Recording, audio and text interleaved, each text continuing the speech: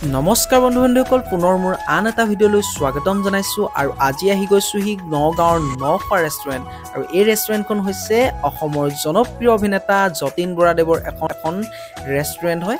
আৰু আপোনালোকৰ মাজলৈ এই ৰেষ্টুৰেণ্টখন আগবঢ়ালোঁ আৰু ভাবিলোঁ বন্ধুৰ সৈতে কটোৱা সময়খিনি আপোনালোক আগবঢ়াওঁ। এয়া বিপ্লৱ ফুকন, এইফালে আছে অৰিন্দম আৰু এইফালে ব্যস্ত হৈছে বিকি ব্যস্ত হৈছে মোবাইলত গেম খেলাত। আৰু এইফালে ব্যস্ত হৈছে কাৰ সৈতে কথা পাতিছে তেওঁৱে কমেণ্ট কৰি জনাব আৰু কাৰ লগত কথা পাতিছে।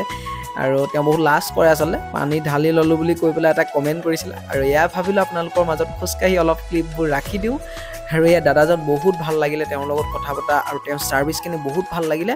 আৰু তেওঁ ফিডবেক দিবলৈ গ'লে মই আউট অফ 10ৰ ভিতৰত 10 দিম, কাৰণ তেওঁৰ কথাৰ পৰা আদি কৰি তেওঁ যিখিনি আচলতে আমাৰ ব্যৱহাৰ কৰিলে সেইখিনিৰ কাৰণে বহুত বহুত ধন্যবাদ।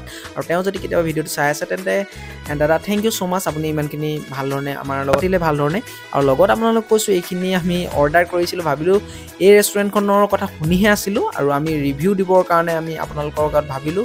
কাৰণ যদি আপোনালোকে ভিজিট কৰিছিল তেনে কমেণ্ট কৰি জনাব। আমি ইমান খাম বুলি নহয়, কিন্তু অৰিন্দম বোলা ল'ৰাটো কিন্তু বহুত খায় দেই, আপোনালোক কৈ দিছোঁ। এইফালে হৈ গ'ল চিকেন লৈছে, এইফালে লৈ ল'লে হাঁহৰ মাংস পৰঞ্চি আপোনাৰ গ্ৰেভিও লৈছে, এইফালে ড্ৰাই চিকেন লৈছে, এইফালে মাছো লৈ লৈছে, মোৱা মাছ। এইফালে আৰু এইফালৰজনৰ পূৰা ভোক লাগিছিলে বোলে, পূৰা খোৱা ষ্টাৰ্ট কৰি দিলে।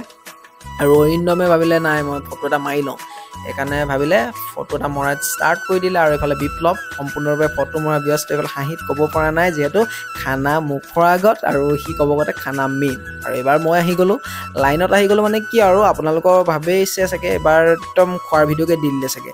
এয়া নহয়, আচলতে আমি ভাবিলোঁ এক স্মৃতি হিচাপত আপোনালোকৰ আগত ৰাখোঁ, কাৰণ বন্ধুৰ সৈতে কটোৱা সময়খিনি আৰু কেতিয়া ঘূৰাই পাম সেইটো নাজানো। কাৰণ প্ৰতিটো সময় আমি উপভোগ কৰি যাব লাগে এনেদৰে হাঁহি ধেমালি আৰু এনেদৰে খাই লাষ্টত আমি ৰেষ্টুৰেণ্টৰ ৰিভিউ দিবলৈ গ'লে একদম প্ৰাইচ অতি কম হয় আৰু আল্টিমেট খানা। আপোনাৰ কোৱান্টিটিটো ক'বলৈ গ'লে আৰু বহুতেই দিছে, আপোনালোকে দেখা পালেই।